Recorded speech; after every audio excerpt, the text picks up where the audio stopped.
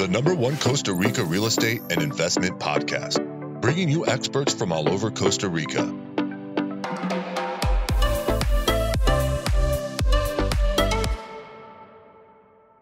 Good afternoon, guys, and welcome to episode 173 of Costa Rica Real Estate and Investments with me, your host, Richard Beckson. Thanks very much for all the support that we've received and all the emails, guys. It's an absolute pleasure to be meeting with some of you, guiding some of you, and helping, quite a few of you actually invest here in Costa Rica.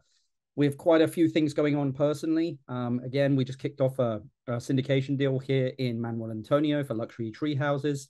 And it's just, it's go, guys. Kind of getting ready for high season 2025, if I can even say that, end of 2024, 2025. Kind of all the planning that takes place now in order to have everything ready for that up and coming high season. So it's, again, very interesting times and a lot of opportunity in the market if you know what it is that you're doing as well. So today, we're going to be talking with Maria and Kris from MARE Design, M-A-R-E Design, a company that's passionate about interior design and architecture. So we're going to be talking to them about their tips on design and architecture in Costa Rica's tropical climate, plus also where they would actually be investing in Costa Rica as well. Remember, if you want to reach out to us, guys, you can do info@investingcostarica.com. That's info@investingcostarica.com. If we can help you, we will. If we can't, we'll refer you out. As I always say, I've got 15 minutes for everyone, so feel free to send us an email, info@investingcostarica.com. You actually get to meet with me, which a lot of people are like, this is really uncanny, Richard, actually getting to speak to you. And they also say that I'm very much more direct in person than I am on my podcast as well. So, well, with 15 minutes, usually it goes to 30, guys, so don't worry. I tend to be very direct in that 30 minutes just to give you guys really kind of everything that you need, kind of the ammunition to make the next step when it comes to investing in Costa Rica or not. As I say, sometimes, guys, sometimes the decision is don't invest in Costa Rica if it's not right for you. But anyway, let's get straight into the podcast. Good afternoon, guys. How you doing? Good afternoon. We're doing very good. Thank you. Fantastic. Hi, Richard. Hey, Kris. Absolute pleasure. Thanks very much for taking time out of what I know is a very busy day for you guys in the design world. At this time of year, we're delivering quite a few houses, so I'm sure that you guys are pretty busy finishing up a few things before the up and coming high season as well. But my first question for you, which I'd love to get an idea is, everybody's trying to get an understanding of what's happening in the market here in Costa Rica. They understand that in North America, things are quietening down a little bit with regards to real estate. Prices are dropping a little bit just because of interest rates. But I mean, how would you say that your volume of business in the last couple of months has been compared to, the previous that or this time last year? Just give the listeners an idea of like how the volume of work is looking from your guys' side. Okay, we had two active. The few last years have been super active for us. We did some of our biggest projects. And definitely there's been a slowdown, but I don't see it as bad because I personally needed it. The company needed it also because to keep things in order and the way we like to handle things. And it also has been because we dedicated so much time to the projects we were involved 100% that we actually had to say to some projects, no. It's not that we're on full stop, not at all, but it's not the rush that we lived in the previous 2 years. And also what we've seen is that clients are a little bit more concerned about how much they spend their money, and which I understand. I always tell my team, we deal with highly intelligent clients. That's why they have money. So we are always, we don't take for granted that intelligence, and maybe they ask a little bit more. They want to know what really can add value to their projects. And we're happy to answer all those questions. I have a background in finance and economics as well. So I do understand that. And I do understand that point of view.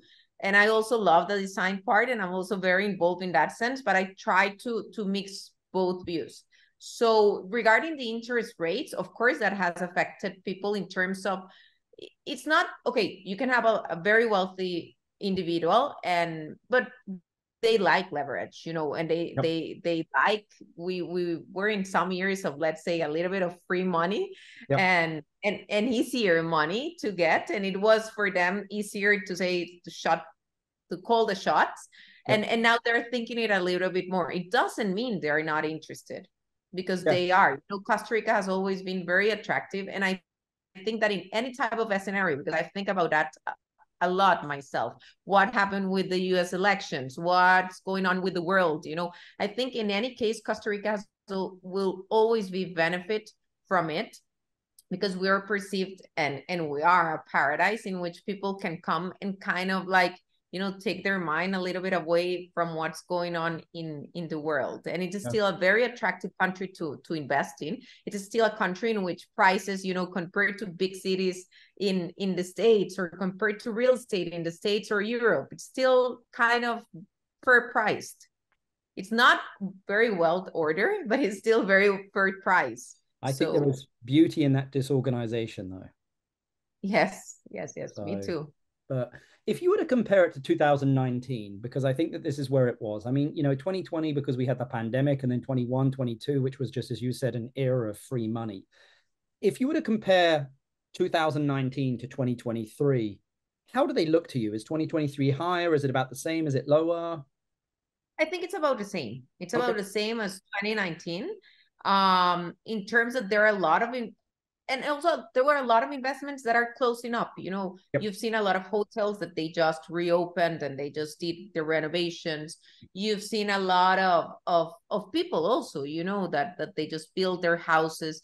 But I think during 22 and 23, it's been a little bit of a gold rush, let's say. People were going insane and there were so many houses being built, which I say it's a little bit tricky, because there were a lot of people that surely they made a lot of money, but from an investment point of view, maybe they weren't doing it the right way. And I've also heard about some problems going on in that sense. So my point of view in general in life is despacio porque tengo prisa, slowly because I want to be fast. So I don't agree with, I never push the client. Like I always tell them, okay, when you're ready. Yep. I think that's they have to feel comfortable. Well, and also I think that's a great viewpoint in Costa Rica as well, because don't force or rush anything in Costa Rica, because a lot of the time that's where mistakes can be made. I mean, just in general in life, but especially here in Costa Rica, of when you try and force something, and I had many clients, investors who were just like, Rich, whenever I've forced investments, I've lost money. When they've come very well is when I've like made money. I concur with that, and I think everything happens at the right time, and also everything has the right process, and it has to follow the right process. I'm always very keen in that. And even in areas that we're not involved, like permits and do the due diligence in the land. And because a lot of people can come and speak to your ear and promise you the moon and the stars, but then unfortunately, and because we've had a lot of experience in this, we've seen clients really hitting a wall because it's not what they promised them. So I always encourage clients to follow the right path and to do the right due diligence in their properties and in their process for their projects. I was about to ask you what advice you'd give people investing in Costa Rica, but it sounds like get good due diligence. But my question is this. A lot of people rely on realtors for due diligence. Like, who do you go to fact check everything and check everything? Like, I have a way to do it, which is like, typically a lot of people hire us to do their due diligence for them, and just like, which a lot of people hate because like we're a pain in the butt. Like, we go into, explicit detail on their project and what they can do and what they can't do. But like, who do people turn to? Because otherwise they're putting all this faith in one person. Mm-hmm. I think it's a team. I will never put my faith in one single person because I think it's a team of professionals. You need to have a trusted lawyer, and you need to be very, very careful the lawyer you pick.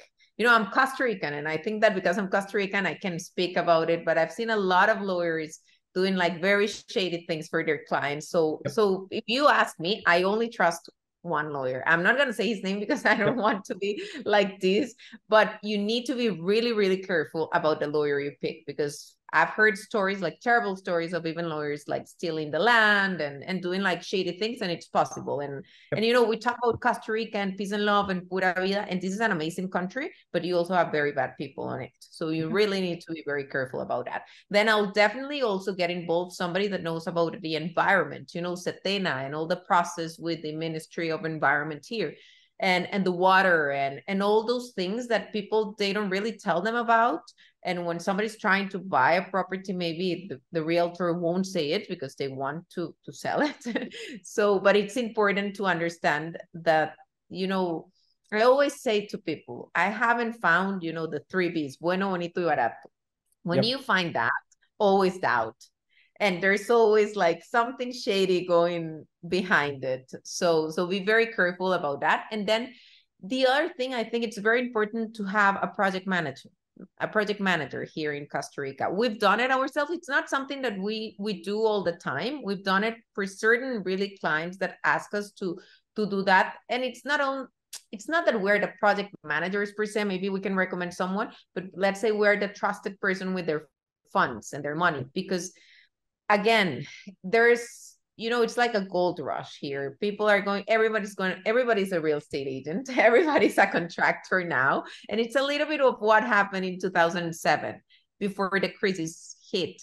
And I think we're a very similar point, that if you're not dealing with people that know what they're doing or that have pockets to, you know, if they do a mistake, to be able to, how can I say it? To cover that mistake, or like it not. Yeah, yeah, I mean, some people can't afford to make that mistake. Exactly. And there are not in some of those people, because they just will hide and go away and leave your project there. I've seen that. Yeah. So I think it's very important to have a good lawyer, again, somebody that knows about environment and that can tell you, okay, what can you really do in that piece of land, and a good project management that can handle the funds and can handle the whole team and can coordinate, because construction is also very overwhelming here. and it's beautiful. I love it. I think that if you have a great team, you've seen great projects here and great results, but it's tricky. So it's good to have a good team that have your back in that sense. Yeah, I mean, we project manage, I think we've got about 30 projects on at the moment. So, you know, and we're having to clean up a lot of mess that other people have made, where, you know, a contractor's underbid something and they'll be like, look, I've run out of money, and they've got 70% through. And the client's like, well, you know, I want to sue the contractor. And I'm like, well, it doesn't really kind of work like that in Costa Rica. Like, you'd spend more money suing them and time than you would do just being like, look, let's draw a line here, figure out how much it's going to cost to finish your project, bring in other contractors to kind of bid on the project for you, and then like make sure it gets done correctly. But yeah, it is a bit of a shame that it's like that, but that's where I think it just goes back to the point which you said there, is you really need a good team, you know. So yes. So, yeah. And you need to be very, you know, here there is wonderful people, and I've seen a lot of talent here in Costa Rica. And that's why even if I'm not involved, somebody comes here and asks me and recommend me. If I see somebody doing a good job, I recommend them, because I want my country, you know, to have a good reputation. I don't want Costa Rica to be known as, you know, I had a terrible experience there, and for some people to go back to their country and say, don't go there because they robbed me. No, I hate actually when that happens, because I'm very proud of being Costa Rican, and I think this is a country with great potential. But you have people that are not honest, and they will try to do shady things. I don't know how else to say it. I'm very straightforward. I mean, that's a perfect way to say it. I mean, again, it just goes back to you know, trust but verify everything, and make sure you have a great team. So what do you guys, just because a lot of people listening to this, what do you guys do? Is it MARE? Is that how I would pronounce it in Spanish? MARE, right? MARE Design. In English, it would be MARE, which is very weird, but like MARE, how would you pronounce, how would you like define exactly what you guys do at MARE Design? It's MARE, and I would like Kris to answer that, and then I can add a little bit to it. Okay, so MARE Design Center, yeah, it's MARE, like mare, you know, in Italian, sea, but it came actually from Maria del Mar's idea of a shop in Italy that she saw a couple of years ago. She can tell you later. But what do we do in the sense of explaining to your clients?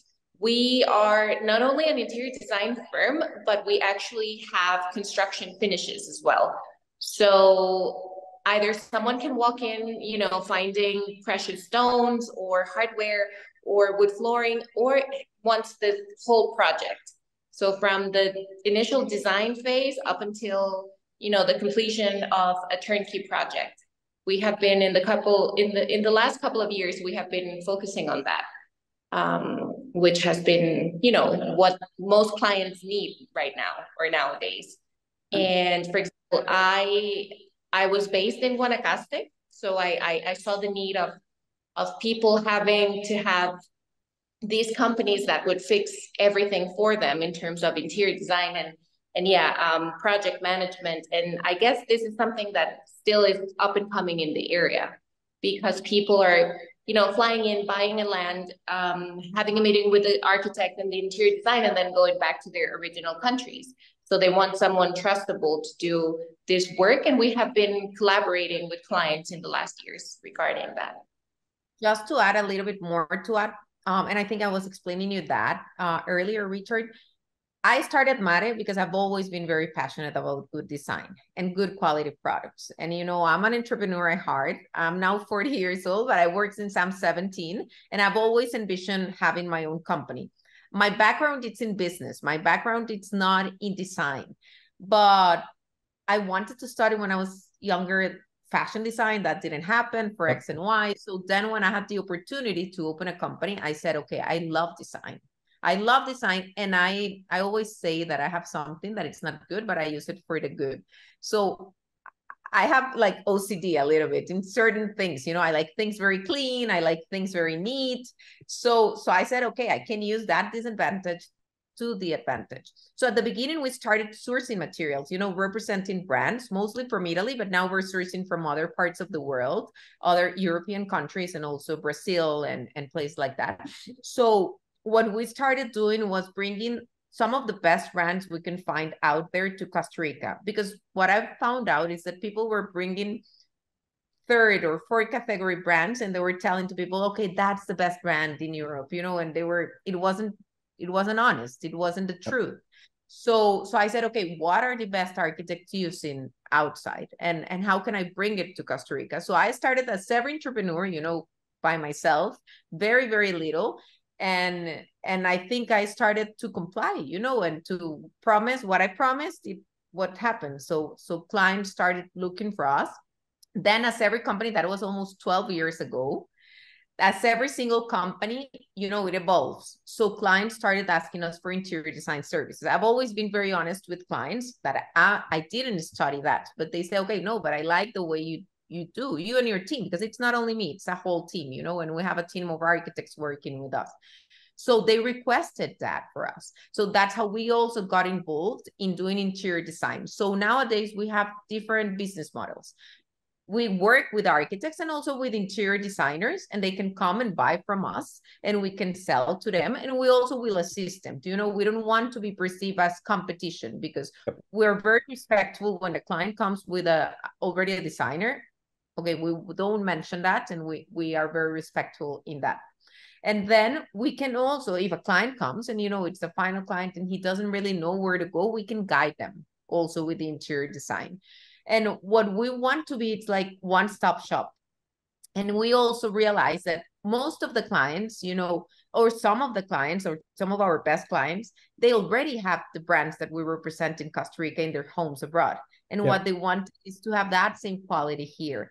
So that's what we're basically doing. And we also have worked actually with a lot of firms from the US or Europe, interior design firms or architectural firms. And we assist them also in tropicalizing the designs here, because sometimes they can specify a product and it can look wonderful, but it won't really work for the weather here. So we try to guide them, and we also help them with the logistics, because imports here, and it's kind of tricky also.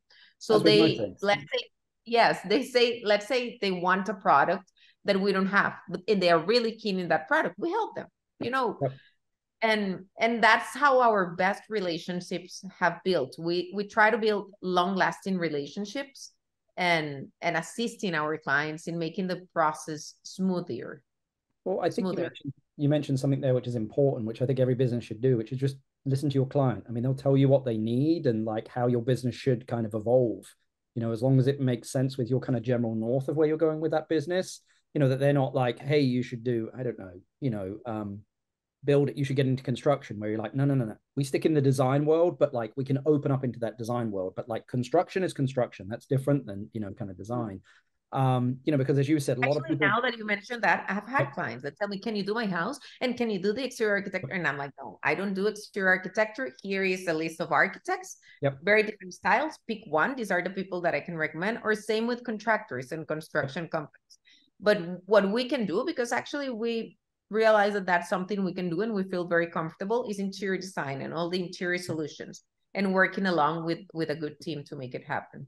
Well, you had mentioned something earlier, which is that like, kind of tropicalizing that design, but also is, I think that we'd spoken about it before we jumped on the podcast, which is just kind of guiding people where to invest in their, where to invest money in their home and where potentially not. Because again, a home in Costa Rica is different than it is in North America. I was talking with a realtor here in the UK today, and he was like, look, people constantly trade up homes here to get bigger homes because they spend so much time in their homes because of the weather. But in Costa Rica, like we don't spend as much time, like we are spending probably more time than we used to, but because of the climate, we spend a lot of time outdoors. But where do you think people should be investing time and money when designing a home in Costa Rica? And what are those important areas for them to think about? Well, the first area that comes into my mind, but I'm a little bit biased because I love it, it's Santa Teresa. I love Santa Teresa. I love that area because I love the community that has been grown up there in terms of like, it's kind of bohemian, and you find a lot of artists and you find a lot of European restaurants and good quality restaurants. So that's one of the areas that would definitely come into my mind. I think also another area that it's a little bit more known for people and it's wonderful. It's actually let's say, my other favorite area is the Osa Peninsula. I love the Osa Peninsula, and it's an area that maybe you're not going to be able to build something huge in terms of like concrete jungle, but it has so much because, the restrictions there, I believe they are stronger, but it's wonderful. It has 5% of the world's biodiversity. And it's an area that is still very virgin. So that's an area that I think it has a lot of future in Costa Rica. Maria, but for people that like nature, Yeah.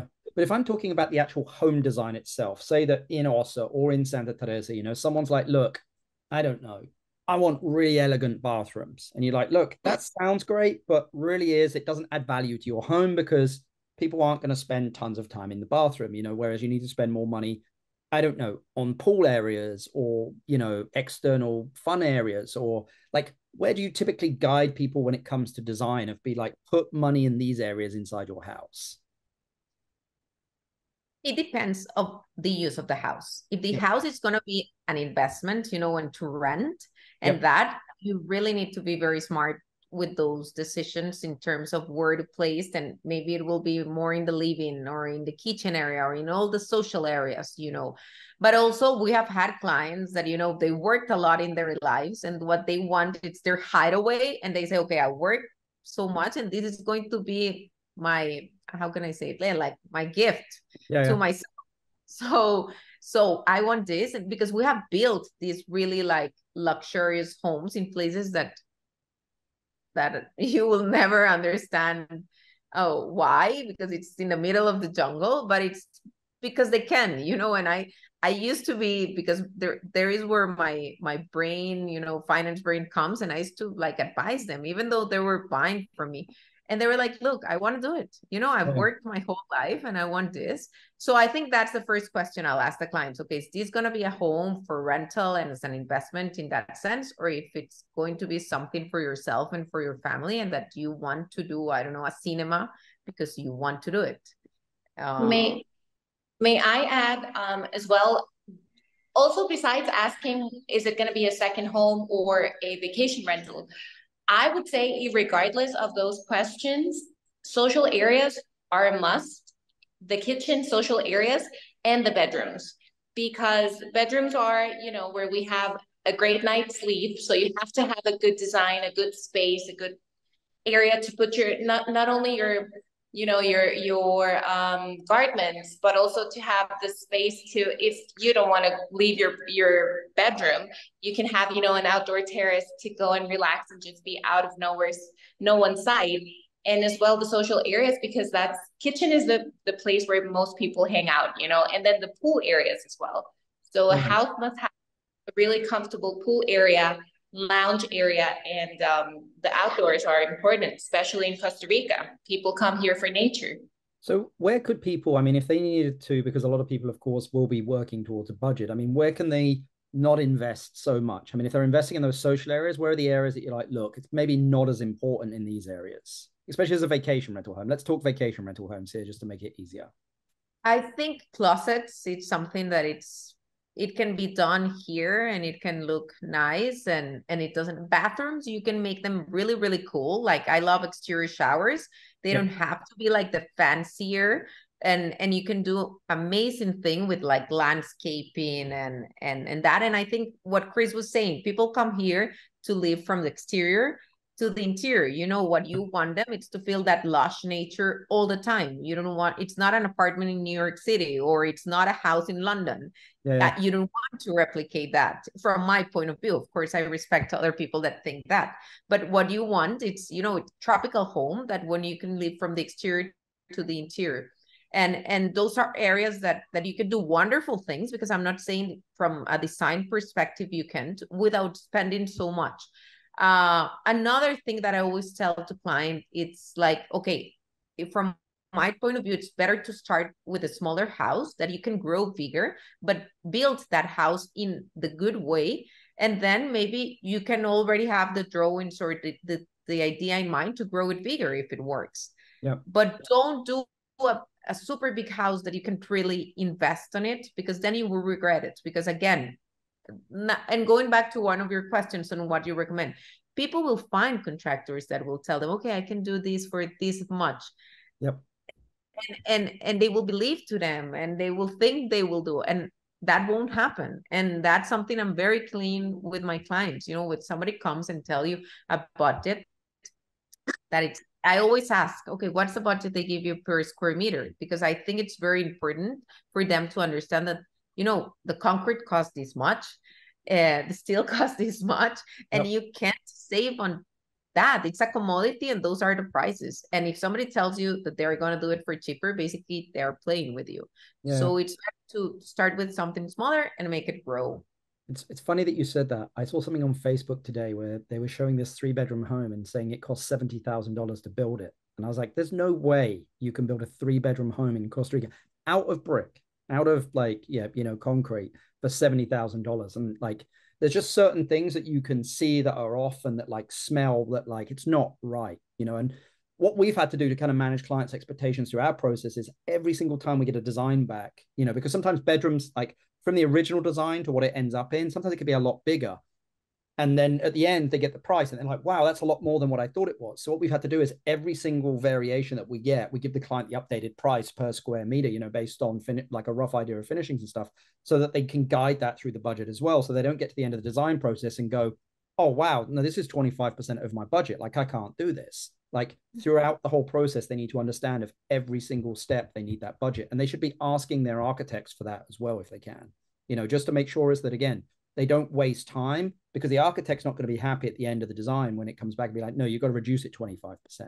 Nobody likes their artwork to be reduced. Yes. No, and I agree. And there's also a lot of work being involved, in the creative aspect of it.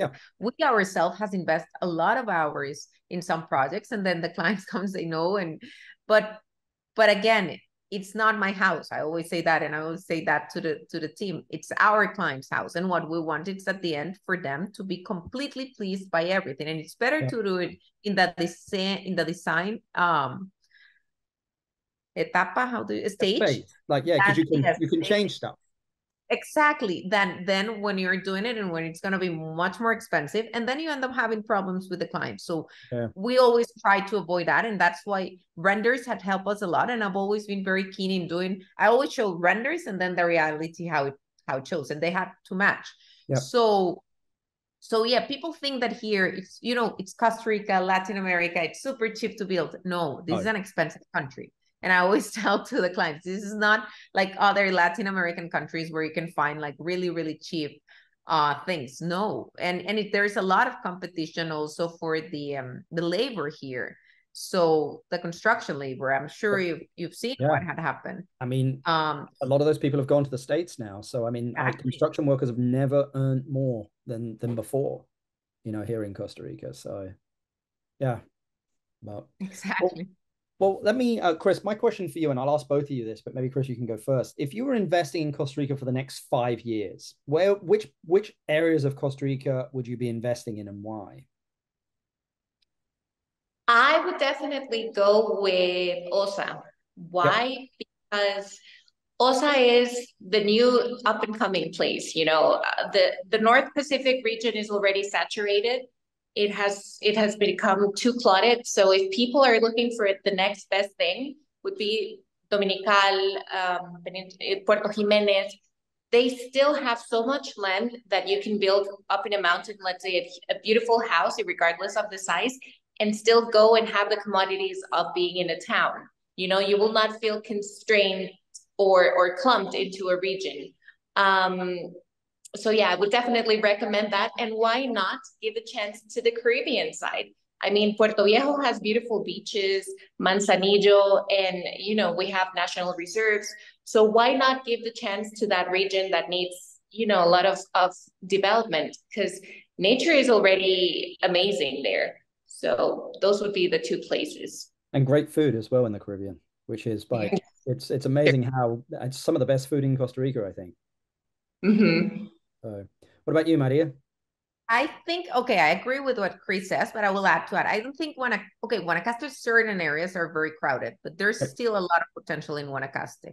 And I think also it's one of the zones, the Caribbean and Guanacaste are one of the richer zones in terms of culture. You know, we Costa Ricans have become, this country, and it's the truth, has become a little bit Americanized. Yep. And if you come, and certain areas have lost the taste of what the culture used to be. And I think Guanacaste and the Caribbean has kept that. So in Guanacaste, you know, Guanacaste is a very big province. So I will invest in certain projects that maybe I won't mention names, but what I really make sure it's that the developer that it's behind it, it's a serious developer. You know, that's basically even in any place in Costa Rica. And to do, again, the right due diligence, because I hate it when people come with these terrifying stories that they met somebody, they gave them the money in advance, and then that person disappeared, and that had happened. Or projects that never happened because the people that really got on it didn't have the means, the knowledge, and maybe there wasn't bad intention, but they just didn't knew how to handle it. Yeah. So for me, it will be that. And again, well, I love Santa Teresa. It's my favorite place.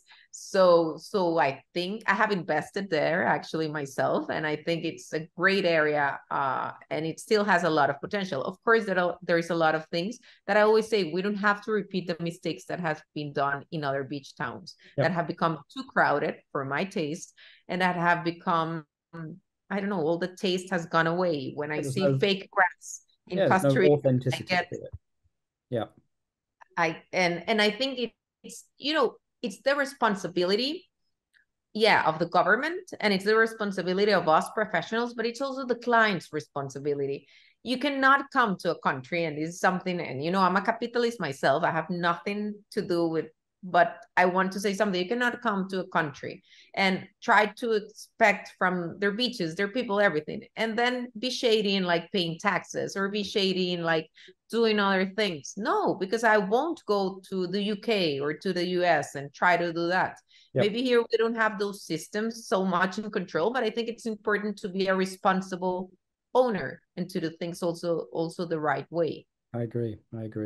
Yeah, I mean, it's amazing you mentioned there about developers here. I mean, you really have to be very careful when developing, you know, or when investing into it, especially a new development or even existing ones. I mean, I've had clients that have invested in existing ones, and the water letter they got was like a fake water letter, which is incredible, you know. So, I mean, you need to, like, we call up the asadas, you know, and actually kind of make sure that the asadas are registered. It just goes back to what you mentioned there is you need a good team, and especially when it comes to due diligence, because there are many ways here to get your fingers burnt, unfortunately, in this such a beautiful country, you know. Yes. And there's a lot of good people, you know, and you still find like very good hearted people, but you also find other, and some of them maybe might not be even Costa Ricans, but they got accustomed to do business that way, and they always try to. Well, maybe your answer might be a little bit different based on like locations, but my last question for you, ladies, if you inherited $500,000 and had to invest it into a business or real estate in Costa Rica, what would you invest it in and why? I will invest it in a wellness center because I'm also very keen about that. I love wellness, and I've learned the couple of years I went through something with my health. I'm perfectly now, but I've learned so much about like taking care of yourself from, you know, the right way and not maybe the traditional way. So in that sense, I will definitely invest it in a wellness center in Costa Rica. Whereabouts would you like to do it? I think you already know. Santa Teresa? Yes. Yeah. Yes.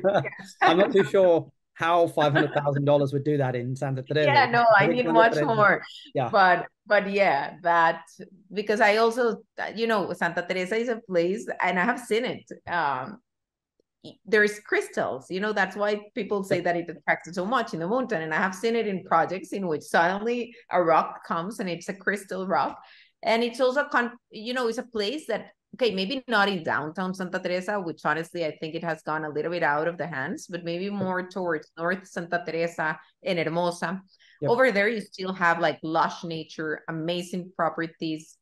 There's not so much right now, but you can find something. And the community there, you know, I love the community of artists and the restaurants and watching the sunset in Rocamar and having like a very low key, you can be sitting next down to somebody really, you know, important. You don't really know because everybody is in flip-flops. And that's the beauty of this country, of like, nobody really cares. Nobody cares who you are or how much money you've got. Like, you know, your like everyone's just here to have a good time. Yes. So I love the vibe there in that sense. I also love Osa, but I think also there's a still of road to go in terms like, for example, in Santa Teresa, if I go and live by myself there, I feel comfortable. Maybe in Osa is a little bit of isolated. Oh, because it will become like communities will be built, but now it's a little bit more isolated right now. What about you, Kris?